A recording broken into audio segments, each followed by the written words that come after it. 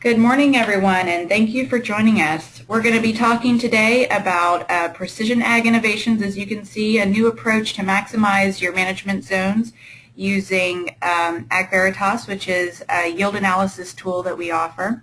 We appreciate you taking some time to join us this morning and learn about this new approach to optimizing your variable rate prescriptions. So I am Angela, and I'm the product manager for AgVeritas. I'm going to be hosting today's webcast. So first I'm going to start by going over a few housekeeping items. So first of all, everybody that's on the phone with us today, you guys, your mics are muted. So if you're not going to be able to, if you speak, we're not going to be able to hear you. But you can ask us questions at any point during the session today by using the question box on the right-hand side of your screen. So if you'll just take a moment to look over to the right-hand side of your screen there, you'll see a little question box. When you put those in, I will take a look at them, and I will interrupt our speakers periodically to ask questions. We probably will not get to all the questions, so if we don't get to your question, we'll follow up with you after the webcast today to answer your question. We are recording today's session as well. So if you don't, if you have to jump off at any point, or if you want to forward this to somebody else later, we'll send out the recording after the webcast. So today on the phone you have myself, Angela, and also we have Chad Godsey, who is going to be talking with us today about how he's using AgVeritas to refine his variable rate prescriptions. Chad is the owner of Godsey Precision Ag. His background is he has a master's and PhD in agronomy and soil fertility from Kansas State University. And after getting his PhD, he went on to work with Oklahoma State doing research and extension with them. And after spending a little bit of time there, he thought that he wanted to work with growers on some of the great precision ag innovations using research that's out there and connecting that directly with people working on the farm. And so he founded Godsey Precision Ag, and he's going to talk with us about some things he's been doing with AgVeritas this year. And then lastly, we have Ben Guest on the phone with us. He's the account manager for AgVeritas, and he's going to be giving us a little introduction to the product before we jump in and learn about this new approach to refining your variable rate prescriptions. So with that, I am going to pass it on over to Ben. Thanks, Angela. To get us started today, I guess I'll share a little bit about who we are at XS Inc. We're headquartered in Raleigh, North Carolina, and we're founded about 16 years ago. And we specialize in all things data for the ag industry, whether it's data collection, management, integration, analysis, you name it, we do it. Our clients are ag industry professionals, just like everyone on the call with us today, including manufacturers, distributors, consultants, agronomists. And so now that you have a little bit of background about who we are, I want to start us off with this image from Google Maps taken just outside of DeKalb, Illinois. And as you can all see in the image here, every field has tons of variation. You guys know this variability exists on your growers' fields and that it impacts their yield, which is why we've been hearing more and more folks like yourselves are using variable rate technology to address this variability. We asked you when you registered for the webinar a couple of questions about using variable rate prescriptions and technology, so I want to go ahead and show you those results. So here are the results of the survey questions you all answered when you registered for the webinar. We first asked you what percentage of your growers are currently using variable rate technology. And then the second question was, what percentage of your growers have expressed interest in adapting the technology? And so based on your responses, it looks like a lot of you are already using variable rate prescriptions on some of your growers' fields. And then it seems like the general trend is that more of your growers are interested in adapting to the technology in the future. So given that trend that we just saw in the survey, that adoption of the variable rate technology appears to be increasing. Let's look at some of the typical challenges that you might face when you're trying to optimize your management zones. One of the main questions that we've been hearing when talking to industry professionals like yourselves is, how do you know the optimum rate for a given input in each of your zones? And another challenge we've been hearing more and more about is, as new products and management techniques become available, growers want to know how well those new options will perform on their fields. Will a trial produce the same results as will that product produce the same results as a research trial, and where will that product pay to apply on their fields? So given these two challenges, one way we hear people address these tough questions is to run tests in their fields.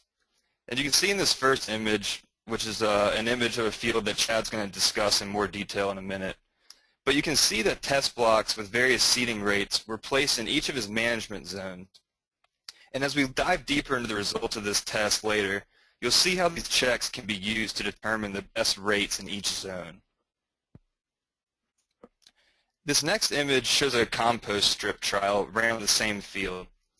And we've been hearing more and more that new products don't always perform the same in all areas of a field. So by testing the product across all the zones, like you see in the strip here, we're able to see how well the product works in each area of your field. And so I want to bring this image back up, because even when you put these tests out, the next question is, how do you get the most accurate results when you're analyzing those tests? Putting out these checks is a great way to turn every field into a test and to learn something new each season to continually improve your fields.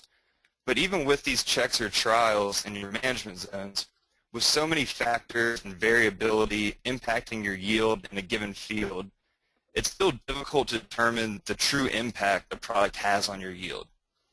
And this is the challenge that our software application, AgVeritas, was designed to help you solve. So now I want to take a moment to give you all an overview of our precision yield analysis software, AgVeritas, how it works, types of results it produces, and then Chad's going to go over an analysis he ran through with AgVeritas and walk us through what he learned with it. So to start us off, AgVeritas is a web-based field analysis tool, so it's available 24/7 anywhere there's an internet connection. And it uses an advanced spatial statistics process to take all the factors you have data for your growers' fields, whether it's elevation and soil types, or a hybrid choice or seeding rate, all those layers that you have data for that you think might be having some kind of impact on your yield. We take those and analyze them all at the same time and determine which of those factors are impacting your yield more or less relative to each other. And ultimately what everybody wants to know, and what is at the core of what AgVeritas can show you, is a certain management practice or investment choice profitable, and if so, where on the field do you see those returns and how much? And now I just want to mention, this highly accurate analysis has been used in academic settings for over a decade now, but it took a lot of manual labor and there was no automation of it, and so it wasn't really accessible to the end user, to folks like you. And so we consulted with PhD statisticians and agronomists and created AgVeritas to automate this process and give you this more robust spatial statistics analysis and have it be automated so that folks like you can have it and be accessible. So in addition to accounting for the impact that all those factors you include in the analysis have on your yield, AgVeritas then identifies areas of the field called spatial effects. And what these spatial effects are patterns in the yield data where the yield is abnormally high or low even after we've accounted for the impact of all the factors you included.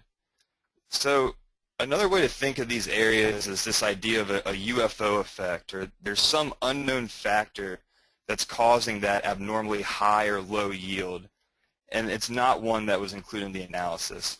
And so there's some examples here when we run these for people who are familiar with the field. that we're analyzing. We hear all sorts of examples of what these spatial effect areas are. Whether it's deer damage or maybe an underground pipe that leaks moisture on their field, or maybe a former turkey farm is on the field and there's just compaction from that. But whatever these causes are, they're almost always present. And it's really important when you're doing yield analysis to be able to account for these areas, because if you don't, they can really skew your results when you're looking at the numbers. If you look at this map, and this was actually a spatial effects map from a side-by-side fertilizer trial, and the right-hand side here had the fertilizer applied and the left was unapplied. And if you're doing that analysis, you see this large blue area here, this large positive spatial effect. You might think that that abnormally high yield there was due to the fertilizer, when we're confident that it was some other factor that's causing that abnormally high yield. And so if you're not able to account for these areas, you can get really skewed results in the data. This slide kind of shows you that same point of the importance of being able to account for those spatial effects, but puts it into numbers. And what we're looking at here is we're evaluating a fungicide application by different elevation ranges. And the top number in each square here is the yield in bushels per acre. And the bottom number is the total acreage for that area. And so when you look over to the right-hand column, right now the data that we're seeing, we're not accounting for the spatial effects. So we're looking at the whole field here. And this right-hand column shows you the difference in bushels per acre by applying the fungicide at that location. And so based on what the data is showing, it looks like that fungicide's having a pretty significant negative impact on your yield. But that's probably not what you would expect out of a fungicide application, or what your gut would tell you, and yet it's what the data is showing. And so when I switch to this next slide, the only thing that we've changed here is now we're accounting for those spatial effect areas. And when we account for those, you see that the trend changes pretty drastically. Now at those lower elevation ranges, it looks like the fungicide is having a positive impact on your yield, which is probably closer to what your gut would tell you or what you would expect out of a fungicide application, but you just wouldn't have had the data to back that up before being able to account for these spatial effect areas. And so now that you have a little background about AgVeritas, I'll turn it over to Chad, and he's going to introduce the analysis that we're going to be looking at and talk a little bit about the setup of his trial. All right, thank you, Ben. As you can see, we had several different layers that we included in this analysis. The first one is, this is a field where we've been doing variable rate seeding for the last couple of years. So we had well-defined management zones that were based on historic yield potential. So the leftmost image on your screen is indicating those management zones. And of course we have 5 different management zones going from above average yielding to below average yielding. The middle image is our seeding rate checks. These were plots that were included in the variable rate seeding prescription, and we varied our seeding rates from 29 to 41,000 seeds per acre. And you'll also notice that we did replicate these plots. They were replicated twice within this strip. The next objective or trial that we had on this field was a compost application. So we had 2 strips through the field that did receive compost, and this was beef manure compost, and the remaining rest of the field did not receive compost. So basically we had 2 objectives here. We were trying to determine the optimum seeding rates for each management zone, and then also determine the effect of compost on corn yield. Okay, Ben, I think let's go ahead and move on into the analysis. Sure, yeah, we'll jump on over to the AgVeritas here, and I'm going to sign into our demo account and look at those results that Chad was just introducing us to. So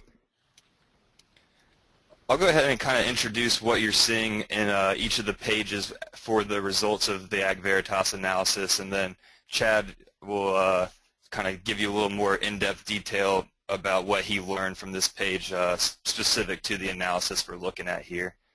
And so to get us started, the first page is the summary page that you're seeing. And this gives you an overview of your yield, the variability of the yield on your field, and you can see that in the histogram on the right here.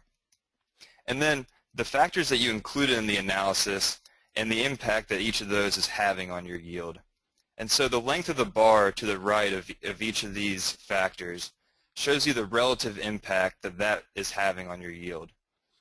And so before I turn over to Chad to kind of talk about what he learned here, I just want to point out, you see seeding and compost. The length of those bars are relatively small compared to the effect of those management zones or the spatial effects and the soil types.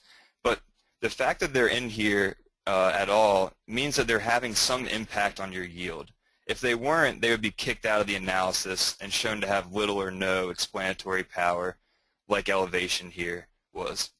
And so just because the bar is smaller, it doesn't mean that compost isn't having any effect on your yield. And so with that, Chad, if you want to kind of talk a little bit about this page of what you learned here. Okay.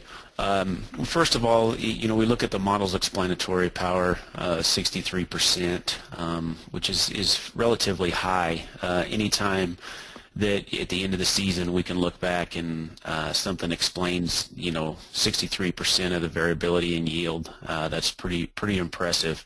The rest of that is probably due to Mother Nature. The next thing that sticks out to me, the management zones, high, the bar indicates a relatively strong importance in explaining that variability.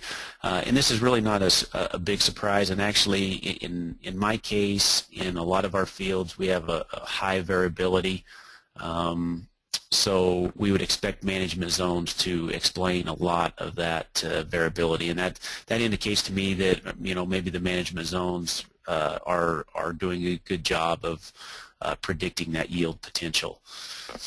Spatial effects and soil types, very typical of what we see. Of course, soil types plays a role in that yield variability, and like Ben indicated, the seeding and compost did play a role or was a significant effect in the model. Elevation, you'll notice that elevation was kicked out or was not included in the model. And this is not surprising because our management zones are very, very closely related to elevation. So it's not surprising that that got kicked out. And I guess the only thing I failed to mention was the harvest. The harvest, we had 3 different harvest dates. However, they were relatively close to each other, and more than likely it was just what was harvested on those days. The first day was the majority of the turn rows were harvested. Of course, they'll be lower yielding, so that's why that was included in the model. So I think with that, Ben, I think we're ready to move on to evaluate the spatial effects. Sure. Yeah. We'll move on over to that second page here, and this is that spatial effects map, and it's going to show you where those areas of abnormally high or low yield due to some unknown factor, where they are on your field. And so, Chad, did any of these jump out at you, or do you recognize any of these areas? A few of them. Of course, we have a lot of negative spatial effects in the turn rows, which is very common, of course. The pivot road, part of the pivot road shows up as some negative spatial effects there. That one right there. Yep. And then, I guess that one of the things that stands out when I first looked at this was the blue, the bigger blue area there. Yep, right there. And then also some of the lower negative spatial effects clear to the west side of the field. Mm. Do you have any idea what this positive spatial effect was? Maybe moisture or something? Yeah, it is in somewhat of a lower area of the field, so it probably does have something to do with the increased moisture or something like that. Yeah, and one thing that I was looking at here, didn't that compost strip kind of run through this positive spatial effect area? Yes, it did, and that goes back to to the point that you made earlier about the importance of being able to remove those either positive or negative spatial effects when you're looking at your analysis, because no doubt that would have an extreme profound effect on the outcome if you left those in there.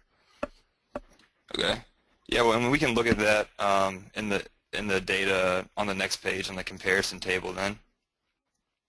And so you all saw a couple of screenshots of this page in the PowerPoint that we were looking at, but this is really designed to let you dig into the yield trends and see how the yield changes with different characteristics of the field or in different areas of the field, and really lets you dig in and see how the trends change in the data. And so I'm just looking at that compost application, Chad, first in your different management zones here. Okay. First of all, we have actually, Ben, would you swap the compost and management zones? That way it may be easier to Oh yeah. to see the table. And that's one of the nice things, is you have the ability to present the data how you want it. So, yeah, all right, there we go. The management zones, we have those on the left-hand side, and we have numbers associated to those as opposed to the above average or below average. But the higher the number, the higher the yielding. So 100%. Just keep in mind that 100% would be the historic field average. We see that compost, just in general, increased yield in all those management zones. However, I'll point out that at the lowest yielding zone, that 23 to 82%, you'll notice it was almost a 15 bushel percent increase. So you can spend time going through the comparison table. You can change soil type to see how it varies. Or is this spatial effects? Ben, let's pull out the. So right now Ben has the no spatial effects included in those averages. But if he switches those, Look at all, so don't account for them. Yep, correct. So you'll see that in general some of those increased. Some of those increased a couple bushels. Per acre. Actually, that lowest yielding one went down a couple bushels. So you can see the power of AgVeritas. By removing those, in essence, you're getting small plot quality data on a field scale, which every producer likes that. Sure. Yeah. So maybe, Chad, if you don't have anything else here, we can jump over to the profit map and kind of see where those, kind of figure out the optimum rates and where that compost pays. Sound good? Yep, sounds like a plan. All right. So the profit map is designed to let you get that full picture answer on, was this investment profitable and where on the field was it profitable, while still being able to account for all the other factors that you included in the analysis. And so in the page you put in a few criteria here. I'll just put in $4 for corn. And Chad, we make it a look at investing in that compost application first. Yep, let's look at the compost application. I believe you said it's about $30 for the cost of the product and the cost of application. Is that right? Yes, yep, use 30. Okay. And then you mentioned earlier that you felt like the harvest date wasn't really having a big impact on the yields since they were so close together. So we can average that out. And then when we were looking at this together, Chad, you mentioned wanting to also average out the effect of that seeding rate to look at the compost effect. Is that right? Yes. So since we're interested only in the compost for this profit map, let's just set that to average. Okay. So we'll hit calculate there, And while the map's loading, you see this color-coded key on the left here, and each color shows you a different return on your investment by applying that product at that location. And then underneath it, you also see the estimated bushel per acre increase by applying, in this case, the compost there. So Chad, I'll let you kind of explain what you're seeing here. Okay. Well, this goes back, if you recall from the comparison table, we had different response based on when we evaluated it by management zone. In this, the profit map, of course, is the same thing, but it puts it in a dollars amount or return on investment. So when I look at this, I think we have a high potential to variably apply compost in this field, because roughly we've got probably a little bit over half the field where we at least have a 50% or close to a 50% return on investment, which in production ag is pretty good. And then you'll recall that the lowest yielding management zone was the one where we saw, I believe it was a 14 bushel per acre increase from compost application, and that would be those green areas on the west side of the field. Even though that's relatively small amount of area, that's an area where we see over a 200% return on investment. So I think this is a classic example of being able to export a shape file with this profit map and base your compost application in 2015 on this profit map. Thanks, Chad. You want to look at the seeding rates now then and try to figure out the optimum rates for your zones then? Yes, let's go ahead and switch. All right. So yeah, now we'll make a decision on those seeding rates, and we're going to look first at going from the 32,000 rate, which is kind of your base rate on the field, if I'm right, Chad. Is that correct? That is correct. Up to 35,000. So I think it was about a $12 an acre extra cost by applying that extra seed. And go ahead and assume that next year we will apply that compost. So here you're able to make decisions on, are you going to do a similar application next year, or if you decide you will apply that compost, you can select that down here, and that'll be reflected in the calculations. And then, Chad, when we were looking through this together the other day, you had averaged out soil types. Can you kind of explain why you had done that for this?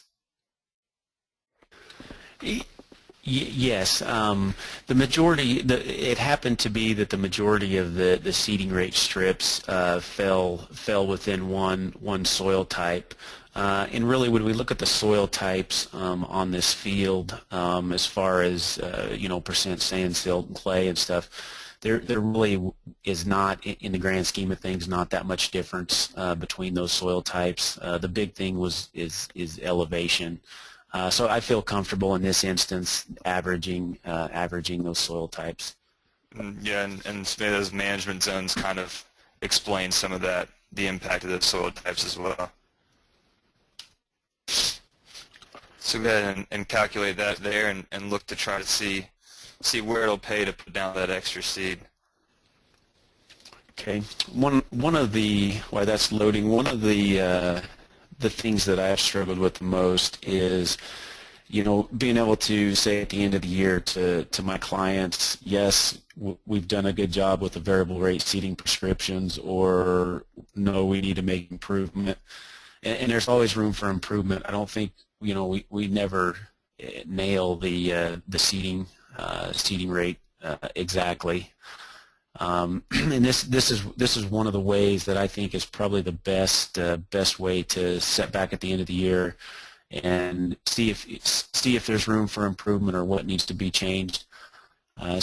So the profit map that Ben has loaded here, you'll remember that through that center part of the field where you see that darker blue or blue turquoise color,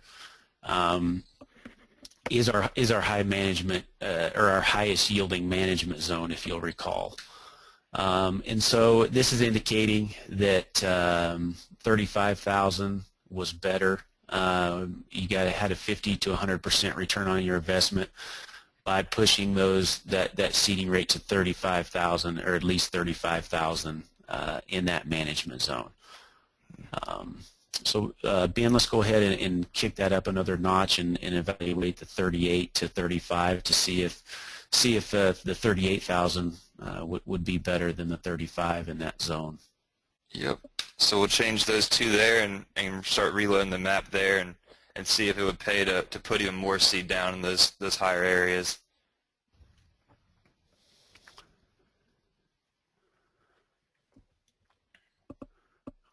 All right. So in this instance, we see the white area, which shows no return on investment. And then actually that highest yielding zone shows low confidence. So that's basically indicating that there was no yield increase, or it was basically they were the same, the 35 and 38,000. So this indicates that in that highest yielding zone, 35,000 was the optimum population. And in fact, we had planted that at 36 last year, so that indicates that's one of those that you can pat yourself on the back and say, man, I did a pretty good job. But you know, when we evaluate the lower ones, we have some room for improvement on those lower yielding zones in this field. So Ben, I'll let you take it over. Yeah, sure. So now that you've kind of established the optimum seeding rates for your zones and have a better idea of where that compost will pay and where it won't, I want to go back to the PowerPoint and kind of look at kind of what you learned from this field overall, Chad. Okay. Well, if you recall, I mean, we've been talking about this for the last several minutes, but our two main objectives, obviously, the first one was to identify the optimum seeding rates for the zones. So when we look at all those yield zones, basically a quick summary of that is the 82 to 93% yield zone, 32,000 was the optimum seeding rate. 106 to 117 percent yield zone, that's slightly above average yield zone, 32,000 was the optimum seeding rate. And then 118 to 135 yield zone, 35,000 seeds per acre was the optimum seeding rate. And our second objective or trial that we wanted to answer, of course, was that compost. And like I'd indicated previously, we, probably, half or maybe a little over half of the field, we saw a very positive response where we could get the money back, or our return on investment was positive. And I do feel that this will provide an opportunity to variably apply that compost in future years. Yeah, thanks, Chad. And so I've got kind of one last slide to wrap up. And so AgVeritas gives you a more accurate insight by being able to show you which field characteristics and applications are impacting your yield the most and by how much. And by using this more in-depth spatial statistic analysis, you can feel confident basing your management recommendations on the analysis results that you get. And so whether it's finding an optimum rate for an input for each zone, or determining if and where a new product is profitable, AgVeritas can accurately provide you the answers to those tough questions. And so I'll kind of conclude here by saying that each harvest is an opportunity to learn something about your field and to continually improve your yields. And we're excited to help you do that with AgVeritas. And so Angela, I'll hand it back over to you to conclude here. Yeah, thanks a lot. And we've had a couple of questions coming in as we've been going along, and I've been holding them because they weren't always exactly related to specifically what you guys were talking about at the time. But we have a little bit of time. We are going to try to wrap up about 9:45 Eastern time because we want to be sensitive. We know you guys got to get on with your day. But I'm going to send a couple questions over, or we can answer a few questions here before we wrap up. So some of the questions, actually, Ben, I'm going to direct this first one to you. We've gotten several questions about the types of data that can be used with AgVeritas. And so I thought you could maybe take a moment to comment on the types of data that we support. Sure. So I guess there's kind of two parts to that answer. The first is the format of the data. So we take shape files as the format, but the types of data that we take would be any data that you have, any spatial data for your grower's field that you think has some kind of impact, whether it's a soil sample or product applications, elevation, EC data, any type of data that you have for your field that you think has some kind of impact on the yield. We can take all those layers, and we would encourage you to add as much as you have to get the most accurate results for your analysis. All right, thanks. So a follow-up question just came in. Shape file as points or polygons. Nicole, the answer is either. So it generally depends on the type of data that you're bringing in, but either points or polygons are fine. Let's see. So I think I'll direct a question now to Chad. We had a question about if there was also variable rate fertilizer applied on this field. This one, this field, we did not have variable rate fertilizer. It was just the seeding rate. Okay, and sort of another person had a question also about fertilizer, asking, does AgVeritas cope with fertilizer efficiency factors? Chad, I don't know if you would be able to comment on that. Well, in essence, I mean, not directly. It doesn't directly, and I guess I would have to ask kind of a follow-up question to the question to make sure I was answering that correctly. Okay. But yeah, in a roundabout way, it does, because it doesn't calculate fertilizer efficiency ratios for you, but you know, if you include, and it depends on what layers you include in the analysis, so that there's potential to get to that answer. Great. So John, maybe we'll follow up with you and learn a little bit more about the types of data you're using, see if we can answer that a little bit more specifically for you. There is a question that just came in from Pete about if we bring in Canadian soils. We actually, you can import any type of data that you want in the shapefile format, like Ben was saying. We do automatically import Servo data within the U.S. as well. We do not automatically import Canadian data or any Canadian soil type data. All right, one moment here. I think we had a couple other questions. So Chad, we had a question come in about the technique that you use to create your management zones. Do you mind talking for a moment about that? Yeah, that's fine. Basically, that was a multi-year yield analysis, and I'd have to look back at my notes if that was a 3 or 4 year prior yield history that we used. And I guess that's always my preference, is using historic yield potential when those producers have it. And there's situations where we don't have enough yield data, but I think the yield data delineation of those management zones with historic yield data is one of the best tools that we have. All right, great. We had a question come in, which I'm actually going to answer, regarding whether or not AgVeritas is used on, whether or not the profit map can be produced for just one field or for multiple fields. The answer to that is that you produce a profit map one field at a time, and as we look towards next year, we are looking to add some aggregate analysis. And if you're interested in that, please let us know, because we're going to be developing that in the very near future. And so if you have an opinion on that, or would like to sort of be in the loop as we develop that, we'd like to follow up with you on that. So let us know about that. All right. So we are getting pretty close to to time for us to wrap up. I'm trying to see if there's any more quick questions we can answer.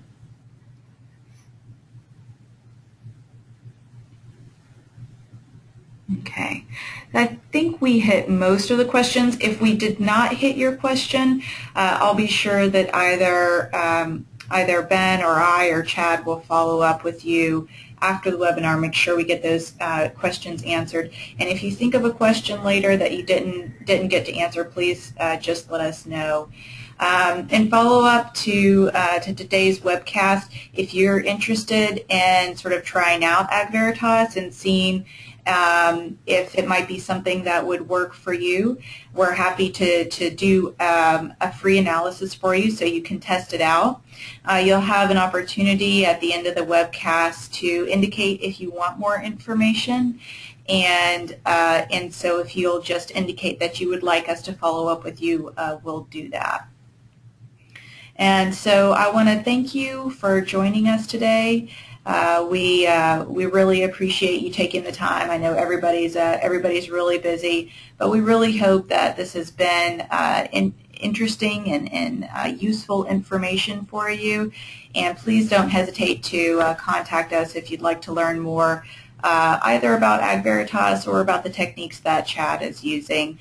There's my contact information right there on the screen, so you can feel free to call or email me directly, or you can just indicate as we close the session here that you'd like a little more information, and we'll follow up with you.